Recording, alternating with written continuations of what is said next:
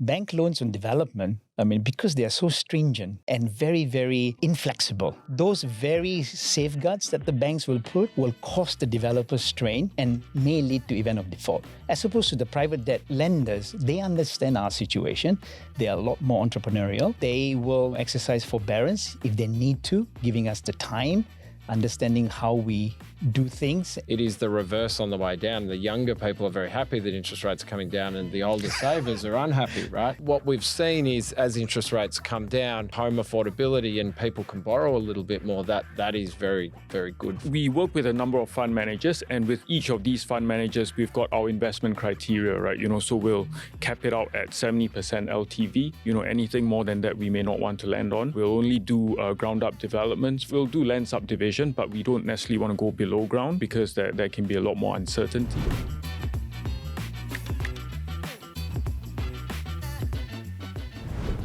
Welcome back to Chills with TFC. I'm your host, Reggie, aka your Chief Financial Coconut. And today we're in studio to talk about a very important topic, right? Because recently everything is down, right? T-bills are down, SSBs are down, it's making the news cycle. And a lot of retail investors are wondering, where can I put my money, my idle cash, right? So there's a rise of private credit. There's a rise of in Australia as a property market. So today we're going to talk a little bit about the matchmaking of them, right? So how do you make money out of the Australian property market? And I'm joined with a whole bunch of people. Today's studio very packed, right? And Craig here flew in from Melbourne. So introduce yourself. Yeah, hi, I'm Craig Schlofel. I work for HMC Private Credit. We're a dedicated commercial real estate private credit manager, and we manage around $2 billion AUD in private credit for our investors. We invest across the private credit spectrum, but most of our investments are in the commercial real estate sector, but we also do corporate and asset finance. Yeah, that's why you're here. We're going to talk a little bit about all We're those going to talk about that stuff, and we're going to focus today on the property-backed commercial real estate debt. Awesome. And we have... I'm Quah Kay Beng, CEO and co-founder of BigFundr. We started BigFundr in 2019, applied for the MAS license, got it in 2021, and we've been operating ever since. My background is in real estate, always been in real estate. Was working in the UK for 10 years, worked in Singapore. Why are you back here? Singapore's a much nicer place to live. I can agree. Weather-wise. I can agree. Always been in real estate. We set up BigFundr in 2019 because we felt there was a gap, to serve the retail investors, looking at lending on real estate and then securitizing these notes for sale to retail investors. Great. And my name is Meelan Gurung. I am actually the head of private credit within Aspial. Aspial is a main board listed company, and we run various businesses, but my focus is on building up our business to invest in real estate credit debt opportunities. Awesome. And today's episode is in partnership with BigFundr. So you'll get to understand what BigFundr does later in the podcast. But to get us rolling, I think I really want us to discuss what's happening in the credit markets or in the bond markets, right? In general, everything is down. So any thoughts? The Fed has been slowly lowering their rates. We see the same happening in Singapore as well. For example, savings rates in Singapore have come down from 3.5%, all the way down to just over 2% now. T-bills have come down to just over 2% as well. I think it seems like we're entering a low interest rate environment. But it's not exactly that low, right? It's not that low. It's not at the historic low yet. Yeah. But, if we look back 12, 18 months... low enough for retail investors to feel annoyed. It has come down. Why am I getting paid so low for this? Yeah, it's gone up very quickly and it's come down, it's come down as well, right? So I think you can see the trajectory is that it's going to continue to go lower. So, I think investors rightfully are now looking at the interest rate environment and thinking, where am I going to put my money, to try and maintain as higher rates as possible. But this has been the story that's been kind of ongoing, right? But recently the dip is even stronger, right? Is there any read on the situation? Educate our audience a little bit. It's not necessarily about the interest rate environment coming down as well. I think the key here is the anxiety amongst all the investors is more about volatility, right? All these geopolitical risks coming into play, US doing what they do every other day. So what do they do? They are, introducing, Now, I'm not trying to put you in the hard For spot, sure. but I No, want no, to no, I'm just understand saying, yes. and what an investor looks at this, because the news cycle is always Correct. a news cycle, right? But Yes, as a yes. long-term investor, doing all these development and all that, how do you look at this? Like what is happening in the US from your optics? Countries like US and China keeps on coming up with policies on, off, on, off. We don't know what is going to be the final policies, right? All this causes the market to become volatile and the anxiety comes up, right? So where do I put our hard-earned money, right, that can give us stable, consistent return with downside protection? So that's where I think the private credit, in particular, the real estate-backed investment, right, really, really augurs well, right? This is where we're talking about we're investing in a product that is fully secured, first charge, that pays monthly interest, and the conservative covenants around this investment product up to just 65 to 70% LTV. When you put all this together, I think even, my wife's money is invested in BigFundr, and she's happy because she knows what the risks are. Right? I love how the wife's money is in. Yes, it's a yes. form of like trust, Like, my wife's money is in. I I know. don't mess Yeah. this up.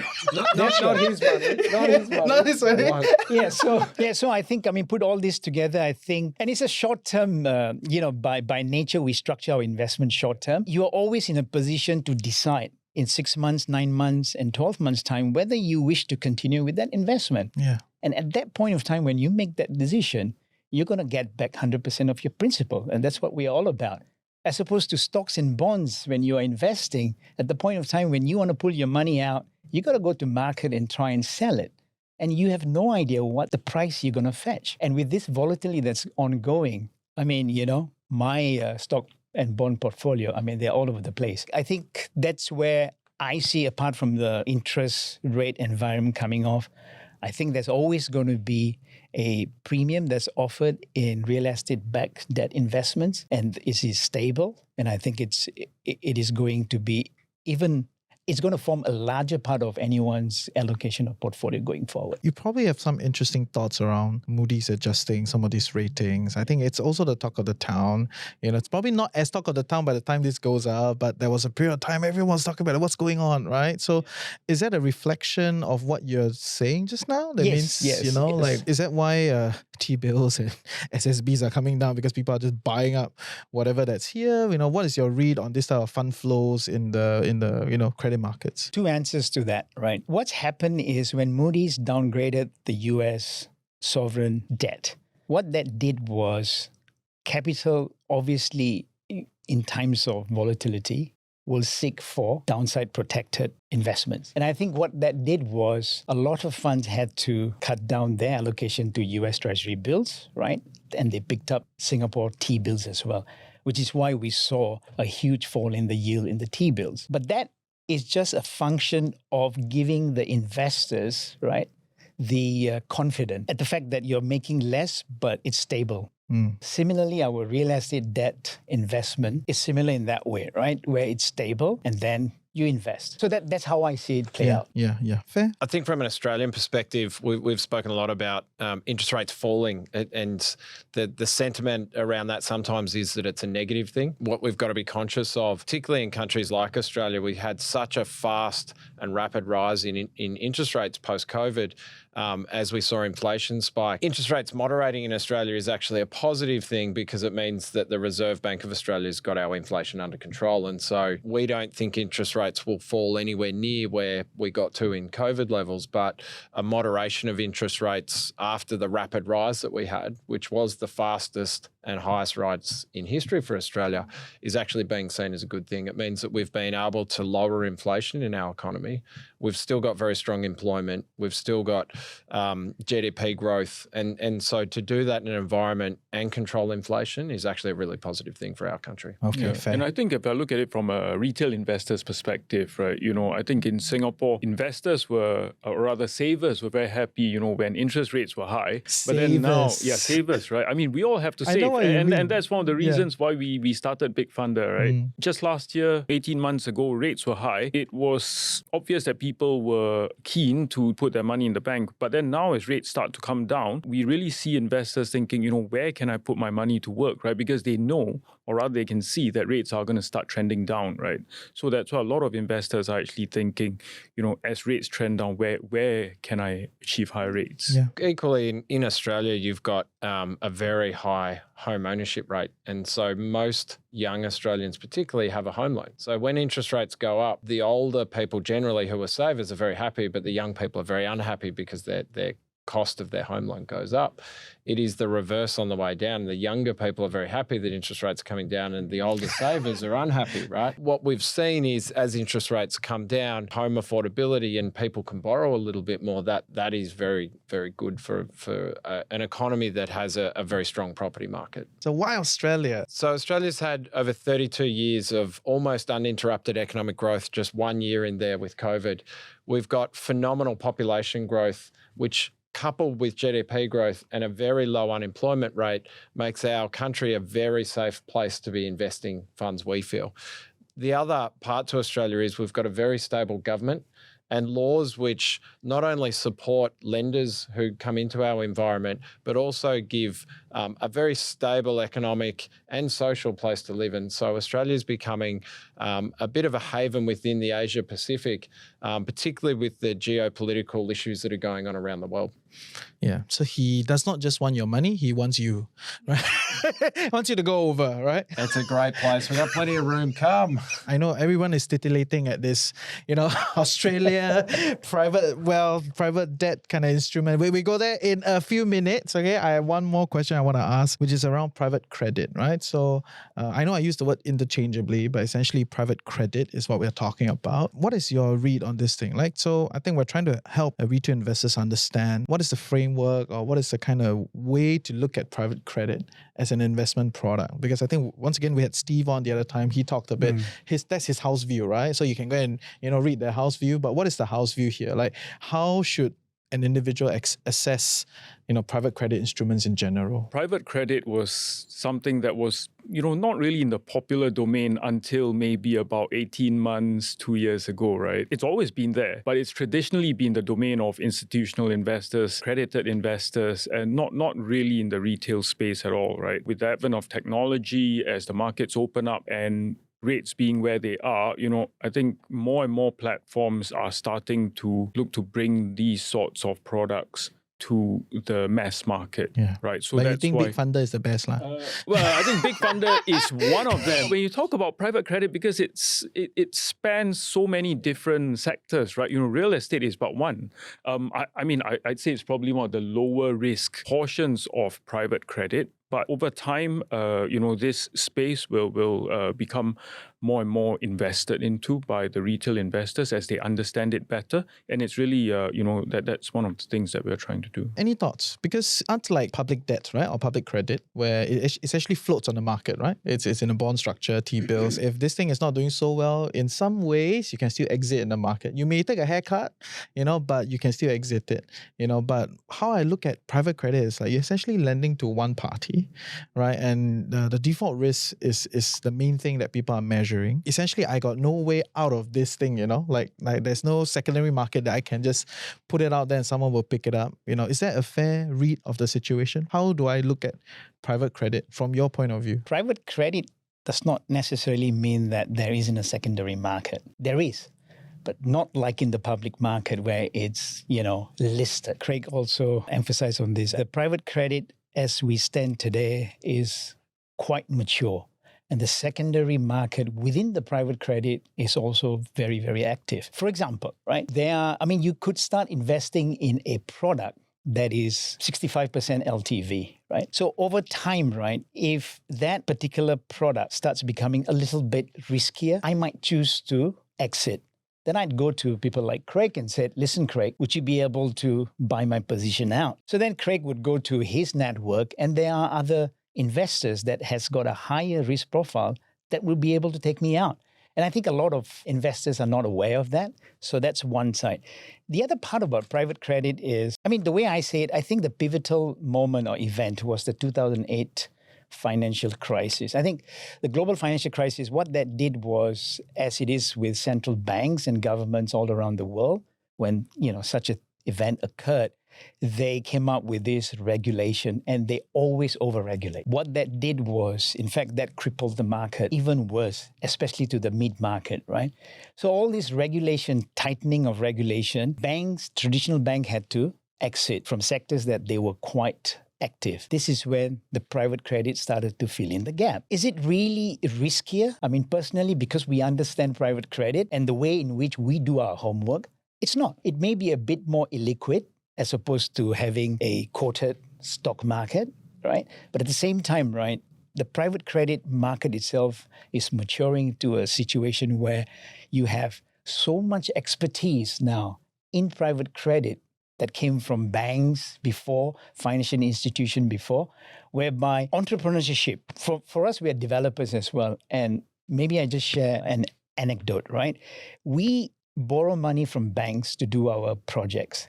But at the same time, we borrow money from private debts, like HMC, right? Now, why do we go to Craig and raise money for our project? Although it's a lot more expensive than the banks. A little bit. I mean, relatively speaking. But the benefit that we get is these guys are smart. They understand the risk. They allow us to tailor-make our loans.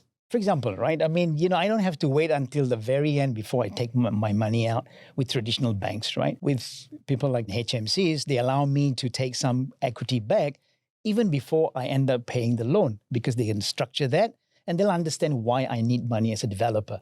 So there's a lot of tailored solution, bespoke financial solution that the private credit can bring to the table that traditional bank will never be able to do so. One of the things I'd add to that, the Australian banks are even more regulated by more than the banks here in Singapore.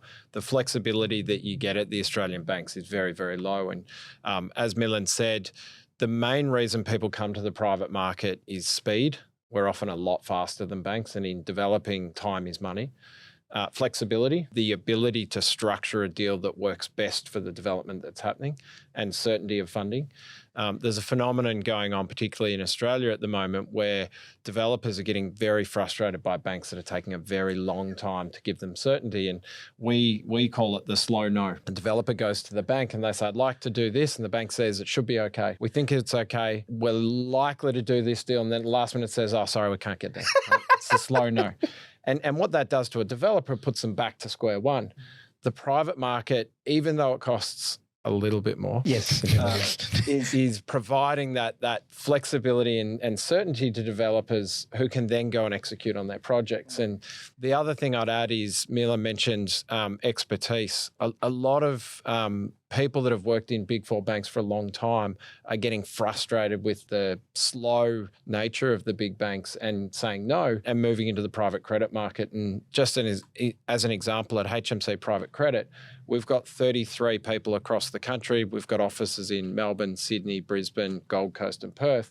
And within that team of 33, we've got over 300 years of Big Four commercial real estate lending experience. There is a bit of a brain drain, for want of a better term, coming out of the Big Four banks into the private credit market because of A, the growth, and B, people are excited about doing lending again where they can structure deals to work with their developers. So it is an exciting market at the moment. I want to answer your question as well, right? Is private credit necessarily riskier? I think, in fact, I look at it the other way. The fact that bank loans, and I'll use my example, right?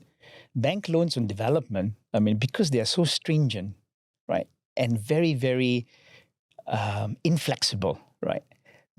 Those very safeguards that the banks will put will cost the developer strain and may lead to event of default. As opposed to the private debt lenders, they understand our situation. They are a lot more entrepreneurial. So they will, exercise forbearance if they need to, giving us the time, understanding how we do things and why certain things are done in a certain way. The covenants are no less stringent, but they will understand it and allow us to maneuver difficult situation. And that is what I think the private credit brings to the table in terms of value, immense. And when Craig was talking about the slow no, right? I mean, he was talking I about. think you have a lot of personal experience. Yeah, Huh? he's talking about our situation. And I will not name the bank. It's one of the big four in Australia. They gave us a term sheet and they did a due diligence. After 8 months, they said no. As opposed to HMC, right? When we went to them, they did a thorough due diligence and all that. And within 2 months, they issued a letter of offer and we drew down. I think also if we go back a step, you mentioned illiquidity. It's not always a bad thing, and you get paid a premium for your illiquidity. KB said before, private credit's huge. There's so many areas of private credit. When you get to the small part that's real estate-backed private credit, and then go even further into that, because within real estate, you have so many different asset classes, agricultural, office, hotel, retail, residential. We're mainly in the residential space, and that's a lot of the deals that BigFundr does as well. And I'm sure we'll talk about some of the fundamentals of real estate. But the fact that you are illiquid, if any world events happen, you can't panic and sell everything, right? And that means you don't get this run on the bank, and therefore you don't affect price, because private credit itself, for the most part, is uncorrelated to public markets. So if the stock market crashes, the value of your property doesn't necessarily change.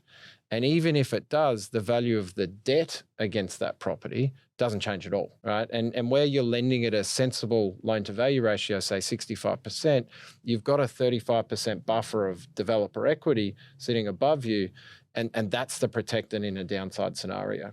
Mm-hmm. So if the property moves 5 or 10%, and the fastest we've seen was Sydney post, as the interest rates went up, it fell peak to trough.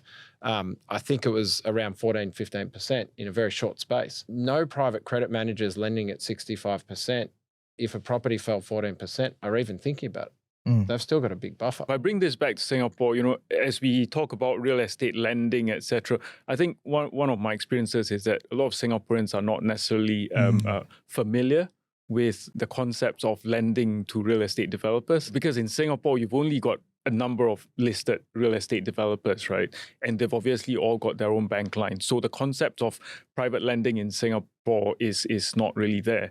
Whereas outside of Singapore and markets like Australia, for example, you've got any number of medium-sized developers who've been in business, 50, 60 years, and they specialize in small, medium-sized developments. Land there is a lot cheaper than land in Singapore. So, a lot of these developers just continue to be that size. We've got a little bit more land than Singapore to go around. Just a bit. That business is thriving, right? So one of our jobs is also to educate our investors on what we actually do. Just to kind of sum up that part, right? Although there's no market risk, you are taking a different set of risks, right? Yes. You're taking default risk, you're taking building risk, So every product in the financial markets all carry some sort of risk, and you're paid a premium for it. For the retail investors, just kind of educate them, because, like you said, it may not be the most top of the mind. What is the kind of risk premium that is fair or good in the private credit space? Depends, right? Risk is a function of what lending you're doing. And so it depends if it's construction risk, or if it's lending on land, or if it's lending on completed stock. It all varies. And so there's no straight answer to that question. And it really just depends on what you're lending on. So what you then need to do to determine that premium is have a group of professionals that sit down and look at the risk and say, based on the risk that we're taking on this individual project, we determine this sort of premium. And it's different on every single project. Okay, so let's scope it, right? So if it's Australian residential property market development, right? Like, what are kind of the major risks that you look at, and then how do you then price the premium as a professional? Risk, particularly, again, it depends what you're doing. If it's no construction, it's obviously different to having construction. But let's use construction because it's what a lot of our work is. You've got to start and look at who you're lending to, the 5 C's of credit. You look at all of the aspects of the project and you come back to who are we lending to? What's their experience? Have they done this before? Then you start on what is the asset, right? And then what are the dynamics around that asset? What's the demand? What's the supply? Then you get into who's actually doing the development, i.e. the builder. And then you look at all of the experience and relevant characteristics of the builder. What's their experience? Then you get into risk modeling scenarios of what happens if something goes wrong. and what would it cost and what's the time to remedy. And once you've done all of that work and can get comfortable with it, then you can start applying a risk premium for it. What is the kind of Australian bank lending rate for developers at this point in time? So banks in Australia lend as a margin above our bank bill swap rate. Banks are very tight spreads at the moment above bank bill swap rate. They might be sort of 1 to 1.5% above that. And so a private lender might be 4.5 to 6.5% above that. Bank lending could be all in about 4.5 sort of thing. That's right. And then, the private lenders might look towards doing 8.5 to 9 on the back of a good sponsor, right? If everything checks out like what Craig was saying in terms of, the type of bill, where is it being billed, the experience of the sponsors. I think it all boils down to that very conservative underwriting, so to speak, right? So when you do that, because remember, the difference between the private credit and banks is, they're not allowed to accept deposit from customers, right? So the cost of borrowing for the banks will be much lower. So I think that's also goes into the equation. Yeah. I think people understand the business, right? Sure, Broadly, they just want to know, okay, well, like what's the ballpark? How do we play in this? No, I think that's for a lower risk kind of deal as well, right? I think you'll probably be in the maybe. Would you call these like 8 best to in class? 10. Some of the best in class deals are like that. I'm not sure if I'd call it best in class, but I think it's something that, we would look at and say, that's something we can lend against, right? Something that the, 9s to 10s, for example. I mean, you can go well above 12, 15 if you're willing to, go much higher up the risk curve. Of but course. that's not what we do. Now let's talk a little bit about the Australian market, right? I think the BBC just broke the news to say that the Australian property market, average home prices have crossed $1 million mark, right? So it's crazy, right? I mean, we're already complaining about the $1 million HDB flat. Of course, it's different, huh? Public housing and private housing is different. I was like, what is going on, right? So tell us, what is happening here? Why is it like that? What's going on in the Australian property market? Sure. Look, the biggest way I can sum it up in quickly is supply and demand. Australia's seen phenomenal population growth. We've welcomed 1 million new people into Australia. 1 million new people. 1 million new people since sort of post-COVID. And, that massive population growth all needs to live somewhere. But the reality is we haven't been building homes nearly as quick as we've been inviting people to come into our country. And the people that have come are mostly skilled labour, so they come with money, they come with the ability to earn good money. And with I know you guys are stealing our nurses. And our researchers and all those people, right? And you're all welcome. The reality is, these people come with good jobs, and with our unemployment rate so low, people earn well in Australia. The average wage in Australia is now, I think, over $90,000 AUD. Yeah. So people can afford to buy a home. The issue in Australia at the moment is supply of housing, and we've got a chronic undersupply of housing in Australia. Don't quote me exactly on this, but I think the latest numbers somewhere around 350,000 homes short that we need housing units. And the problem is we just can't catch up. Even if all of the developers built as fast as they could, we couldn't catch up. The Australian government came out last year and said, we're going to build 1.2 million homes in the next 5 years. There's only one problem. Governments don't build homes in Australia. It's developers that do. And so in the first year, we were 40,000 short. That's the reality of the problem. There is an undersupply of residential housing in every major market. And Australia is unique in that a very high proportion of our population, over 70%, live in 5 or 6 cities. So we've got big cities across, little dots on a map across a huge land, but everyone wants to live there. But where we see opportunity in that is that we think that it's the private market that's going to help to drive this development of homes that we need. And for us, we focus on what we call mid-market lending, which is that project size $15 to $100 million AUD, and we see less risk in that. It's not the towers in major cities. It's 5 to 10 story tower just on the outskirts of the cities in Australia, and you can build them faster. They're less complicated than a large tower.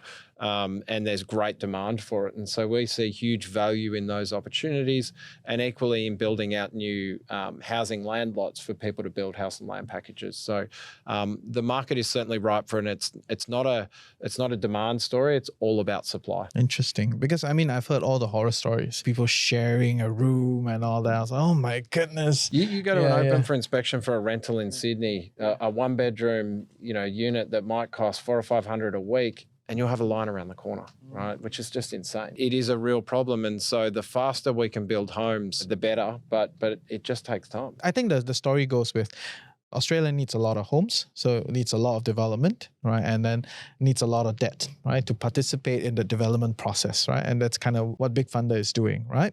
But as with all fast-growing markets, there'll be all sorts of other people that participate in it, right? There'll be newcomers. It adds to the risk pool. There are all these other elements to it, right? So how would you then kind of evaluate, who do you actually lend to? What is the kind of risk structure, at the developer level, at the builder level? Walk us through a little bit on this. Sure. I think in terms of how do we lend, given the risks that we talked about earlier, right? For us, our strategy is to work with a number of local fund managers in Australia, like HMC Capital, because these are guys who've been in that market for a long time. They've got a significant amount of assets under management. Typically, we only work with fund managers who've got 1.5 billion or more under management, so that we know that they've got a certain quality of due diligence. And you can sell back to them, right? There's a need to. If there is a need to. Ultimately, one of the first steps of DD that we do is selection of fund managers. Okay. Yeah. Just to be clear, do you go to the level of selecting developments, or you just work with fund managers? Absolutely. We work with a number of fund managers, and with each of these fund managers, we've got our investment criteria, right? So we'll cap it out at 70% LTV. Anything more than that, we may not want to lend on. We'll only do ground up developments, for example. We'll do land subdivision, but we don't necessarily want to go below ground because there can be a lot more uncertainty. So it's these sorts of things, and we only want to be in the capital cities. Say in the large cities like Melbourne, Sydney, New South Wales. That's how we kick off. It's just what I capo a bit, right? Why is it riskier to develop in the basement? The simple answer to that is when you start digging into the ground to deliver the basement, whilst you can do your best in terms of soil testing and other geo testing before you start, you never really know what you're going to find when you're digging in the ground. And what I mean by that is latent ground conditions. You might find groundwater. You might find unstable soil that you couldn't find in soil testing. And all of this impacts the cost of, for instance, how deep you have to put in your piling or your foundations, and it's very expensive. So when you start digging the basement of any development, we always say some of the riskier parts of any development is getting to the basement floor and bottoming out. Once you've poured that basement and you start building up, generally it becomes easy because you're just doing standard construction. It's the basement that often carries a lot of risk. Interesting. Okay. Now I kind of understand why there are not a lot of basements everywhere. It's just Singapore, a lot of basements because, there's not enough land, right? So you carry that risk, right? You just dig deeper into it. Okay, fair. I get it. If anybody just scrolls through your platform, right, on BigFundr, they will see that, you're offering them at about like maybe 6-7%. Right. And just now Meelan and Craig, they all said that, like the kind of interest that they're getting at the private debt level, maybe like 8, 9, 10, right? So you're going to, I mean, it's a business. You're going to make some money, right? Sure. But why should I pay you that 2%?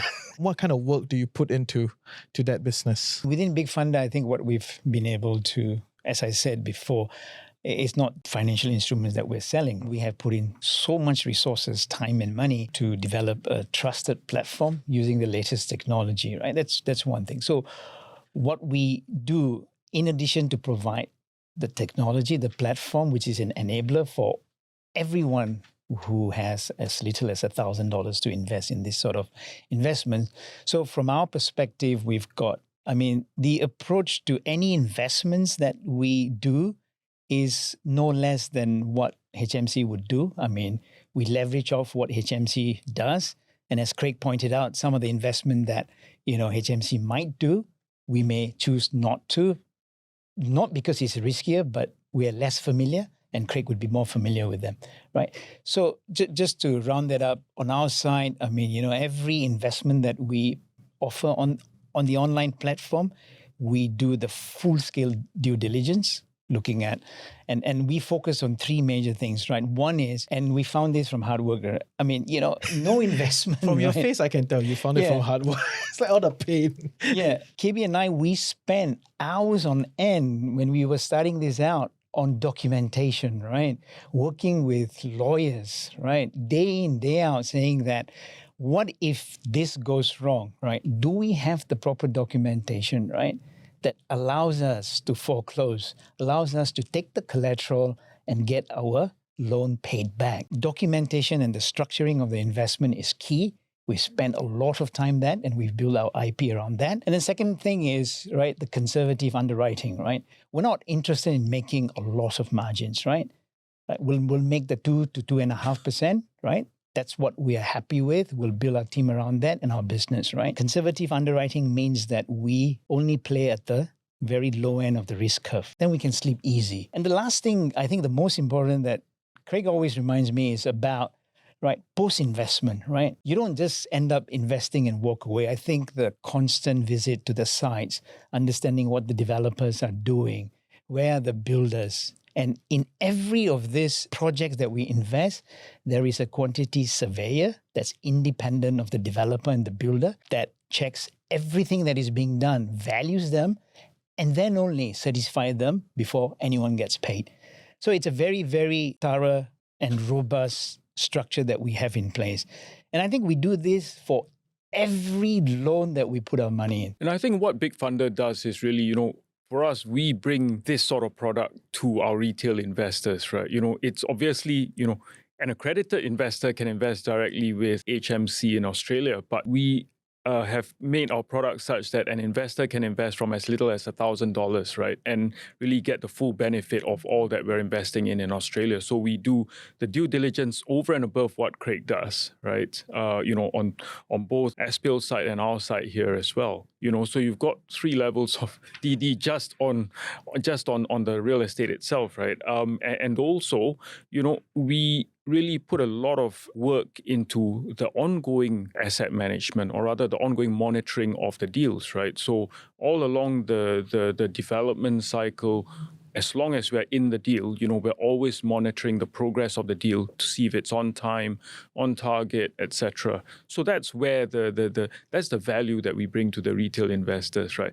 And all for a very, very small margin, actually. The one important point to highlight is that because we're obviously lending in Australia, all the monies that are invested in BigFundr, the investors invest Sing dollars with us, so we have to hedge that currency. So it's a low margin business, but for us, we are looking to increase our volume significantly. I think accessibility is the key here. For us as a fund manager in Australia, we only allow accredited, or what we call in Australia wholesale and sophisticated investors. Our minimum investment on a direct deal is 250,000 AUD, right? Very different to $1,000 for a retail client. So accessibility is a big part. Fair. I mean, that's kind of how retail platforms are built on, right? Because in finance, there are different groups that are targeting different. Maybe to round the conversation, right? So, we went on this whole discussion about Australia, about private wealth, private debt, and then all these investment stuff. Good. But where does it sit in an average individual's portfolio from your point of view? For us, where we see our investors is that, we have investors right across the age range, right? From 20-something all the way to 70 plus, and, we always say you save at every part of your life journey, isn't it? You save when you're in school, looking to get married, you save to buy a property for your kids, for retirement, etc. So, our investors always have this pocket of money that they set aside, which typically would have been either in the current account or in savings or in some low-risk bond investment. But what we do for them is that, we put together a very low-risk investment, which we know we are able to monitor, which we are able to pay out monthly interest, have a fixed start date and a fixed end date, right? So that the investor knows exactly when he's going to get his money back. So that makes it easy for the investor to, have our sort of product within their portfolio. They know that if I've got an extra, say, 50,000, I can put that aside. I put that in the bank, I'm going to get X. Or if I put this in bonds, I'm going to get Y. But if I put it with BigFundr, I'll get paid my monthly interest and I'm going to get my money back in 6-12 months. So what is your track record actually? How has it been so far? Gosh, I mean, it's been, I think it's been fantastic, right? Without giving away any secrets. Our partnership has been fantastic. Both Aspial and ourselves come together and we are of the very same mindset. We are conservative by nature and we've always looked at putting a product that is at the lower risk end of the risk curve, right? So, we've slowly built our customers over time. Today, we've done probably about 520 25 million of deals. Our current AUM is probably approaching 250. And all this in million. Sing dollars, right? Yes, in Sing dollars. Yeah, 250 million Sing dollars. I think one of the statistics that I'm very proud of is that every single investor who has invested with us since day one, out of those guys, 85% of those guys are still currently invested with us. We're not talking a 5-year fund. We're talking an investment product where people can roll over every 4, 6, 12 months, So at every point along the way, they've had the chance to come out, but they chose to, continue to invest. Yeah. So, I think for us, our statistics speak for themselves. We truly believe in what we do. We're passionate about what we do. And, we just want to create a very simple product which people can invest in. They know what they're buying into. They know what they're putting into it and what they're getting out of it. After listening to all the good stuff, if our audience are intrigued and would like to find out further, where can they go? Look us up on BigFundr.com. That's BigFundr.com. Or look us up on our socials as well. And we got promo code for you, right? Always. Yeah. Always must have promo code. So the promo code goes TFC July 2025. So TFC July 2025. And if you put that promo code in, you get additional 0.25%. Wow. Okay. We were talking about Sing dollars earlier, right? So actually now we're also looking to have our investors invest in Aussie dollars as well. We're paying 5.8%, in Sing dollars, but hedging cost is a big part of our cost, right? So we have some investors who want to invest in Aussie dollars, and if they do that today with us, they get more than 7%. Nice, especially when they have kids studying there and all those, right? Whether you have kids studying there, you want to save up your Aussie dollars, or you've got, you just have a property there that you sold, and the Aussie dollars unfortunately come down a little bit. It's okay, it's a fact, right? So people are just thinking of how to manage all their money, right? So okay, great. So essentially, if you have Aussie dollar, you get paid more, right? Yes. Because they don't need to kind of cost that FX risk. Okay, so once again, I repeat, the promo code is TFC July, which if you don't know how to spell July, JULY 2025. So 2025, and if you put that code, you get additional 0.25% per annum on your investments. So thank you guys. I think that was a great discussion. Thanks for flying in for this. That's okay. So and with that, that's the end for today's episode. Thank you. We'll see you in the next episode of Chills with TFC. Bye-bye.